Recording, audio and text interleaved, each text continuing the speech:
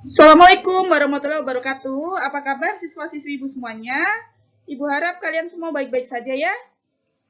Baik, berjumpa lagi dengan saya, Ibu Susanti. Pada video kali ini, Ibu akan membahas materi pelajaran matematika untuk kelas 11 SMK. Tujuan dari pembuatan video ini adalah untuk bahan referensi bagi kalian yang akan menghadapi penilaian akhir tahun yang tidak lama lagi akan kita laksanakan. Baik, langsung saja kita ke pokok bahasan. Yang akan kita pelajari pada kali ini adalah tentang logika matematika. Berikut adalah subbab dari materi logika matematika yang akan Ibu bahas pada video kali ini. Di antaranya yang pertama adalah pernyataan dan kalimat terbuka. Ini. Negasi atau ingkaran. Konjungsi, disjungsi, implikasi, dan biimplikasi. Negasi dari suatu pernyataan majemuk. Dan yang terakhir adalah tautologi dan kontradiksi.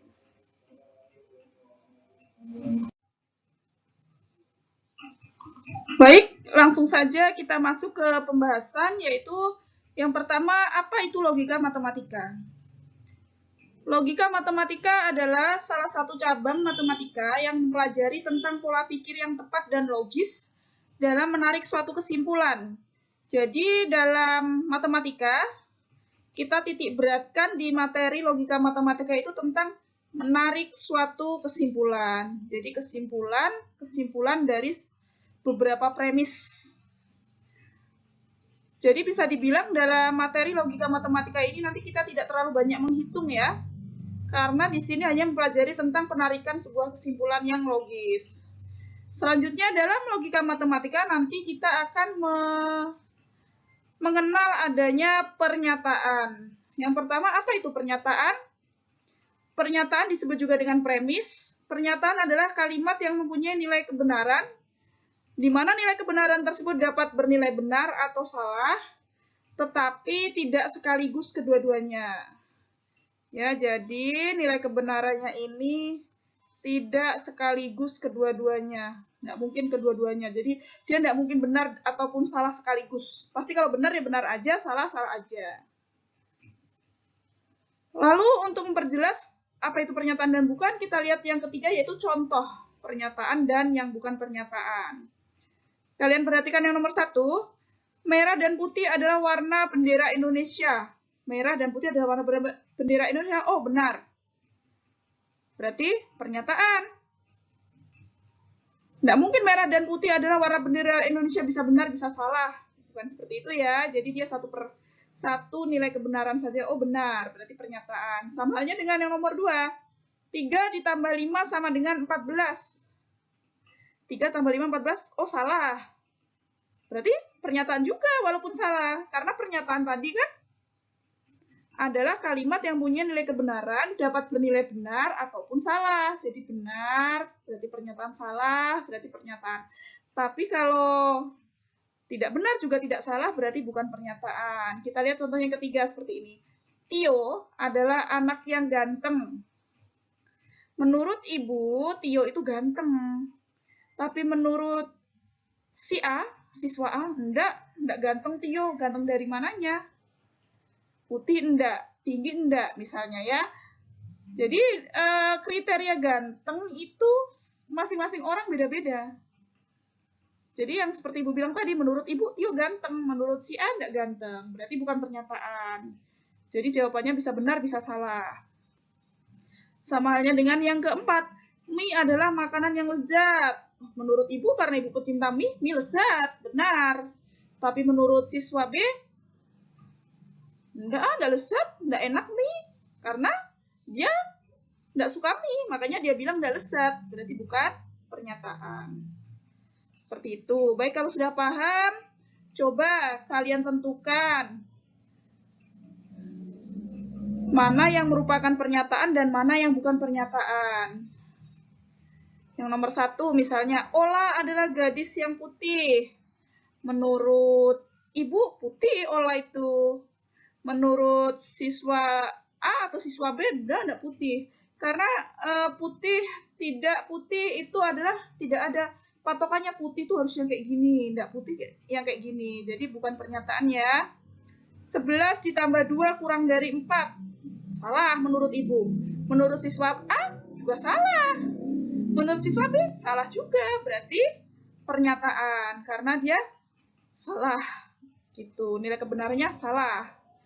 Yang ketiga, ada 7 hari dalam 1 minggu. Menurut Ibu, benar. Menurut siswa A, benar. Menurut siswa B, benar. Menurut siswa yang lain juga benar. Berarti nilai kebenarannya adalah benar, berarti pernyataan atau premis. Berarti yang merupakan pernyataan hanya nomor 2 dan 3. Sedangkan nomor 1 ini bukan pernyataan. Selanjutnya, kalimat terbuka. Di dalam logika matematika, nanti kita juga akan mengenal istilah kalimat terbuka. Kalimat terbuka adalah kalimat yang memuat variabel sehingga belum dapat ditentukan nilai kebenarannya. Ingat, kata-kata variabel. Ya, variabel itu bisa X, bisa Y, bisa Z. Namanya variabel adalah simbol. Gitu. Jadi kita belum tahu, belum dapat ditentukan nilai kebenarannya. Belum tahu nilai variabelnya berapa dulu, gitu kan? Jadi di dalam kalimat terbuka ini dapat menjadi pernyataan jika variabelnya diganti dengan nilai tertentu. Misalnya, nomor 1, 12 ditambah X sama dengan 17. Benar atau salah? Tidak tahu, Bu. Tergantung X-nya berapa dulu. Ya, X ini kan merupakan variabel. X-nya ini variabel ya.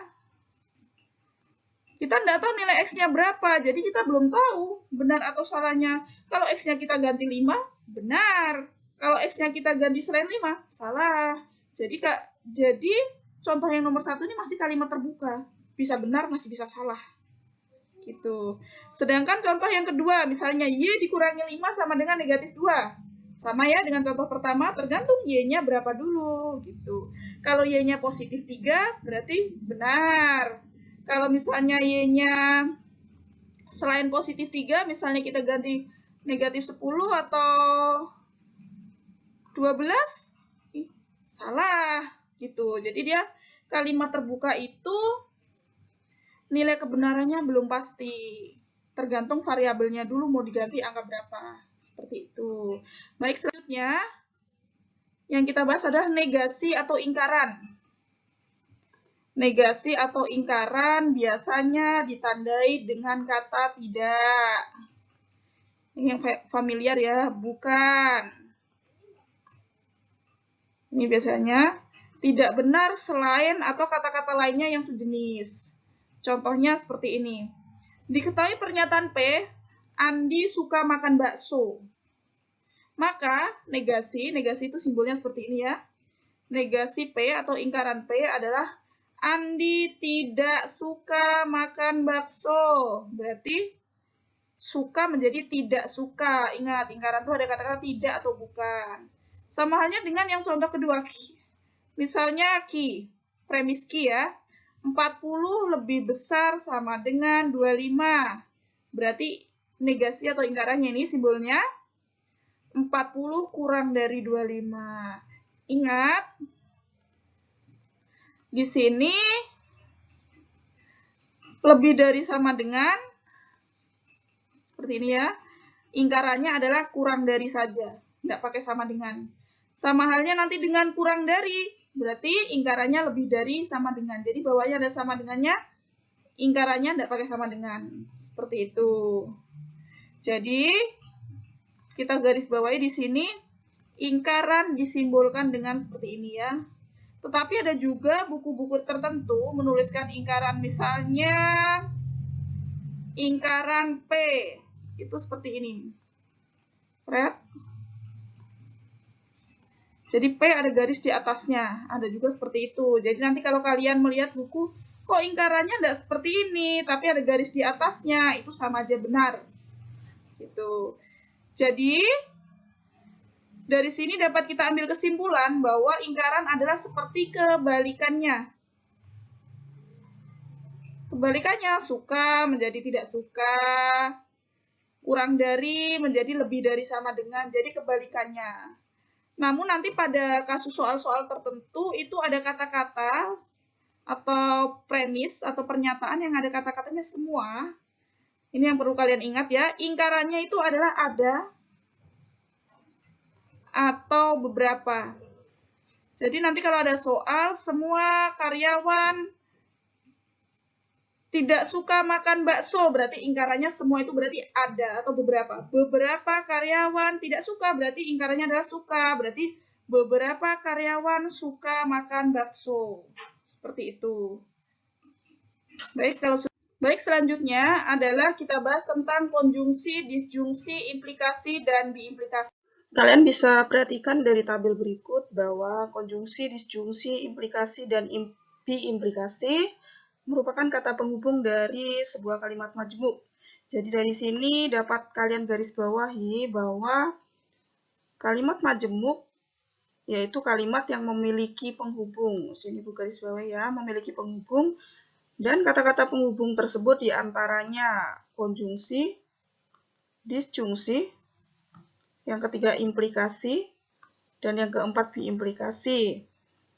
Yang pertama dulu konjungsi, biasa kita sebut dan, simbolnya seperti ini, disjungsi seperti ini, implikasi seperti ini, dan yang terakhir adalah biimplikasi. Baik, untuk selanjutnya nanti akan Ibu bahas satu persatu. Kita bahas yang pertama adalah konjungsi.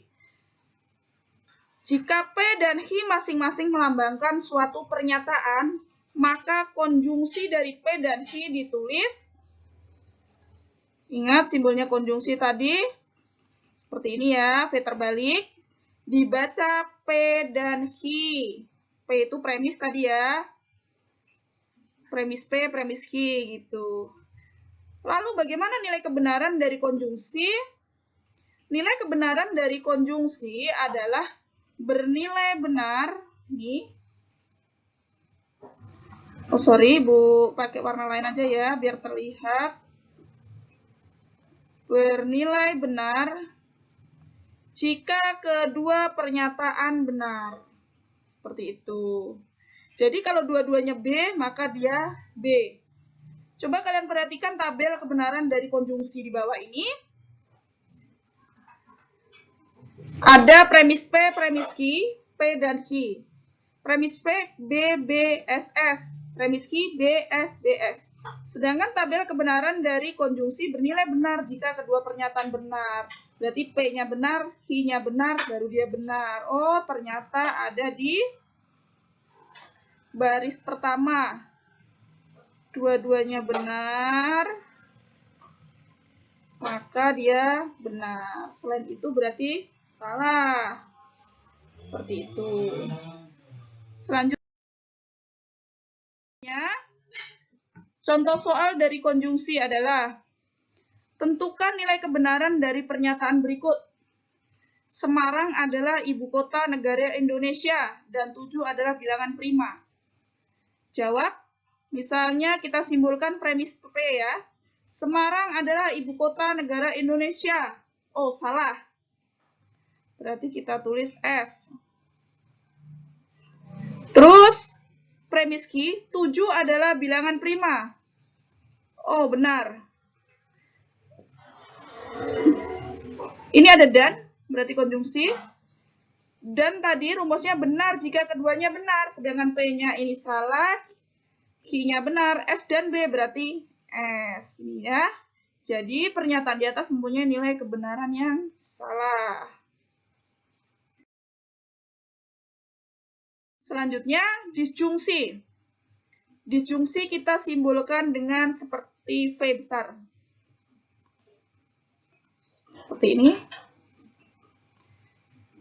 Jika P dan Hi masing-masing melambangkan suatu pernyataan, maka disjungsi dari P dan Hi, ditulis ini ya, dibaca P atau Hi. Jadi disjungsi itu dibaca atau.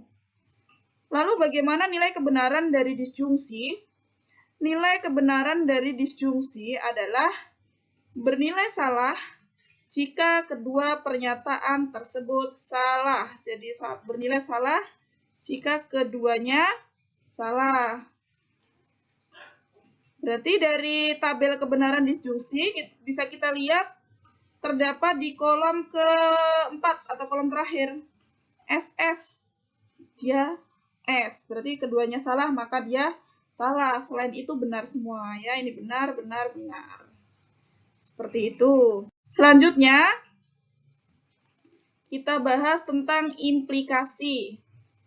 Tadi implikasi Ibu sebutkan bahwa kata penghubungnya jika titik-titik maka titik-titik. Jika hujan maka Ani memakai payung. Seperti itu misalnya ya. Untuk nilai kebenaran dari implikasi adalah bernilai salah jika pernyataan pertama benar. Ini bernilai salah jika pernyataan pertama benar dan pernyataan kedua salah. Seperti itu. Bisa kita lihat tabel kebenarannya di bawah ini ya. Pernyataan P, B benar, pernyataan Q, S salah, berarti dia S. Jadi rumusnya S kalau BS. Seperti itu.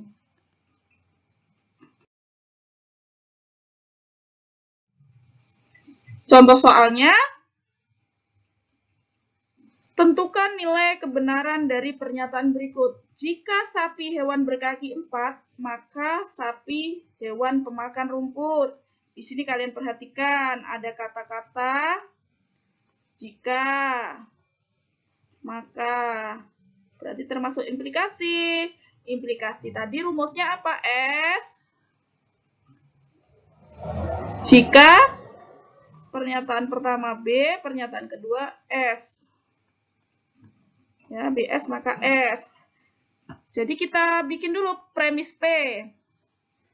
Sapi hewan berkaki 4, benar.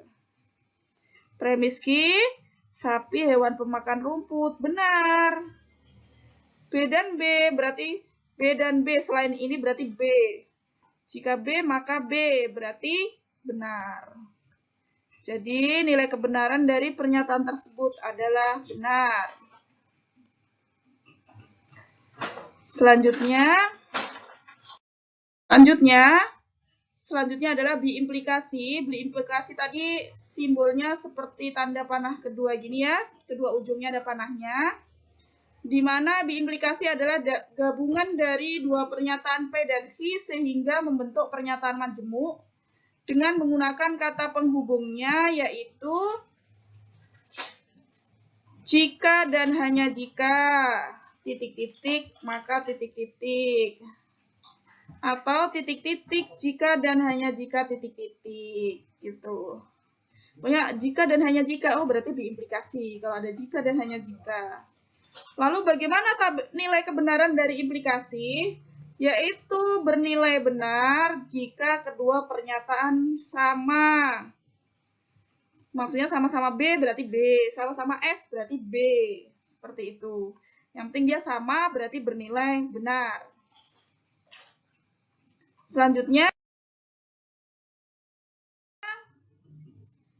kita perhatikan tabel kebenaran dari biimplikasi. Misalnya pernyataan P, BB, SS. Premis Q, BS, BS. Perhatikan baris pertama dan baris keempat. Sama ya. Sama-sama B, sama-sama S. Maka hasilnya adalah B. Seperti itu. Langsung kita ke negasi dari pernyataan majemuk. Pernyataan majemuk tadi kan yang ada kata penghubungnya ya, sedangkan negasi tadi adalah ingkarannya. Berikut ini adalah rumus-rumus dari negasi suatu pernyataan majemuk. Kalian perhatikan, yang nomor 1 adalah negasi atau ingkaran dari P dan Q. Ingkaran dari P dan Q itu ekuivalen dengan ingkaran P atau ingkaran Q, yang nomor 1. Selanjutnya nomor 2. Ingkaran dari P atau Q itu ekuivalen dengan ingkaran P dan ingkaran Q. Jadi kalau dia ini dan, ininya atau. Kalau dia atau, sini dan. Seperti itu. Yang ketiga adalah ingkaran dari jika P maka Hi itu ekuivalen dengan P dan ingkaran Hi. Dan yang terakhir adalah ingkaran dari jika P, jika dan hanya jika P, maka Hi itu ekuivalen dengan P dan ingkaran Hi atau ingkaran P dan Hi. Seperti itu. Lanjut. Contohnya. Contoh soal dari negasi pernyataan majemuk. Tentukan negasi dari semua siswa mengerjakan tugas atau ada beberapa siswa yang pulang. Kalian harus garis bawahi di sini. Ingat di awal sudah Ibu bahas ada kata semua. Ada kata beberapa. Terus di sini ada kata atau. Berarti disjungsi ya, berarti ditulis, disuruh menentukan negasi. Negasi itu ini simbolnya. Semua siswa mengerjakan tugas, kita singkat saja P. Atau berarti disjungsi ini. Beberapa siswa yang pulang, Hi. Kita singkat Hi. Dari sebelumnya Ibu sampaikan bahwa negasi dari P atau Hi, kalau atau berarti dia jadi dan ya. Berarti seperti ini. Negasi dari P atau Hi itu ekuivalen dengan negasi P dan negasi Hi. Dan perlu kalian ingat bahwa negasi dari kata semua adalah beberapa. Begitu pula sebaliknya. Berarti kita cari dulu negasi P, berarti negasi dari semua siswa mengerjakan tugas. Berarti beberapa siswa tidak mengerjakan tugas. Terus di sini atau menjadi dan tadi ya rumusnya. Terus beberapa menjadi semua. Semua siswa tidak pulang. Berarti pulang berarti ingkarannya adalah tidak pulang. Seperti itu. Selanjutnya kita bahas tentang tautologi dan kontradiksi. Tautologi adalah suatu pernyataan majemuk yang nilai kebenarannya selalu benar. Jadi semuanya B semua nanti. Kalau kontradiksi, yaitu suatu pernyataan majemuk yang nilai kebenarannya selalu salah. Berarti S semua. Seperti itu.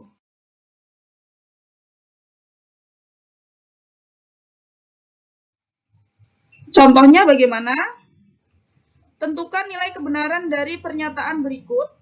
Apakah merupakan tautologi atau kontradiksi? Jadi soalnya yang nomor 1 ini ya. Jika P maka P atau Q. Berarti kita cari P dulu. BBSS. Bu, kenapa kok bisa 4 baris? Kita lihat dulu premisnya hanya ada 2. Ada P atau Q. Rumusnya itu jumlah premis adalah 2 pangkat titik-titik. Karena ada 2, P dan Q berarti 2 pangkat 2. Berarti 4. Terus nanti kalau premisnya ada 3, P, ada Q, ada R. Berarti 2 pangkat 3. Berarti nanti ada 8. Seperti itu. Jadi kalau misalnya nanti ada P, ada Q, ada R. Berarti P. Karena ada 8 berarti B-nya 4 kali. B, S, S. Q-nya berarti B, S, B, S. Baru R-nya BS. Seperti itu. Jadi untuk menentukan jumlah barisnya itu ada rumusnya yaitu 2 pangkat titik-titik ini ya. Titik-titiknya ngikutin jumlah premisnya. Kalau premisnya 2 berarti pangkat 2, kalau premisnya 3 berarti pangkat 3. Untuk tingkat SMK biasanya hanya 2 kalau enggak 3 saja. Gitu. Terus kita lihat dulu P berarti BBSS ini ya, BBSS. Terus P-nya juga tadi PBSS. Q-nya berarti BSBS. Kita cari lagi rumus atau tadi bernilai salah jika keduanya salah. Seperti ini ya. Bernilai salah jika karena ini salah, berarti bernilai salah. Selanjutnya P-nya ini diimplikasikan sama ini baris ini. Berarti apa? S jika BS. Kali ini B dan B berarti B. B dan B berarti B. S dan B berarti B. S dan S berarti B juga. Karena oh ternyata tidak ada yang BS, berarti semuanya B. Berarti karena nilai kebenarannya selalu benar, B semua, maka termasuk pernyataan di atas termasuk tautologi. Itu. Pahamnya kira-kira ya? Selanjutnya contoh kedua yaitu jika P dan Hi dan jika P maka ingkaran Hi. Berarti langkah pertama kita cari yang di dalam kurung ini dulu. P dan Hi. Sama kita cari jika P maka ingkaran Hi. Kita buat tabel kebenarannya dulu ya. Ingat karena ada dua premis saja, yaitu premis P dan Q, berarti 2 pangkat 2. Berarti 4. Seperti ini. Berarti P-nya B, B, S, S. Q-nya B, S, B, S. Seperti itu. Selanjutnya kita cari P dan Q. Ingat, kalau dan, tadi rumusnya adalah benar jika keduanya benar. Benar dan benar. Benar.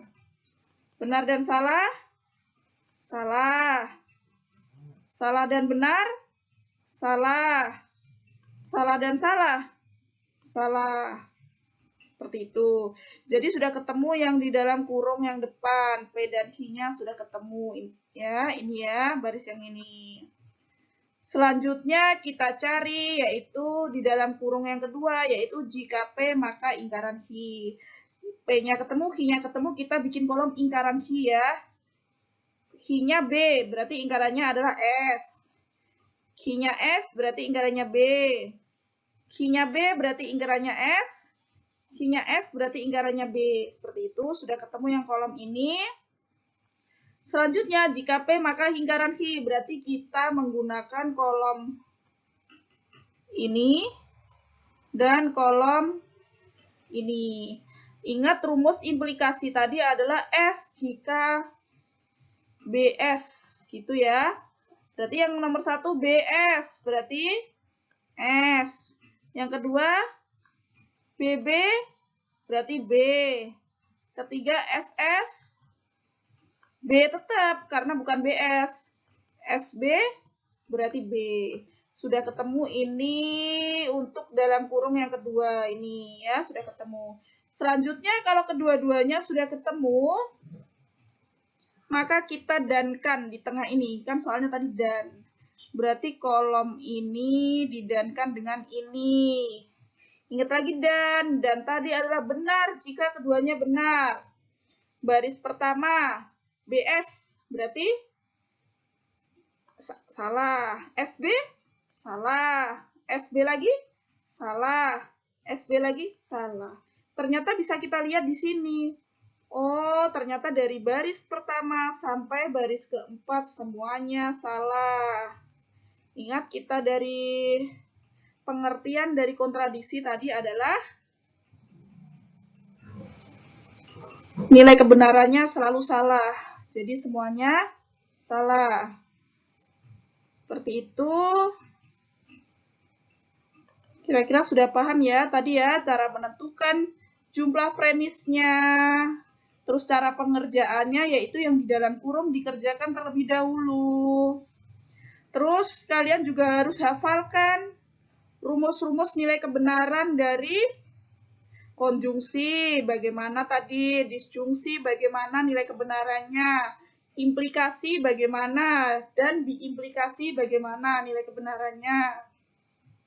Jika kalian sudah hafal nilai-nilai kebenaran dari kata hubung tadi, konjungsi, disjungsi, implikasi, biimplikasi, kalian juga harus ingat yang tadi, ingkaran dari semua itu ada atau beberapa. Lalu ingkaran dari kurang dari, berarti ingkarannya lebih dari, sama dengan, ada sama dengannya. Seperti itu, kalau sudah hafal nilai kebenaran semua, berarti Ibu rasa sudah cukup ya. Sekian pembahasan dari Ibu. Apabila ada kurang dan lebihnya, Ibu mohon maaf. Semoga bermanfaat. Pesan Ibu, kalian harus tetap semangat dalam belajar. Semoga bisa mendapatkan nilai yang memuaskan. dalam penilaian akhir tahun nanti semua bisa naik kelas. Akhir salam. Wabillahi taufik wal hidayah. Wassalamualaikum warahmatullahi wabarakatuh. Terima kasih dan sekian.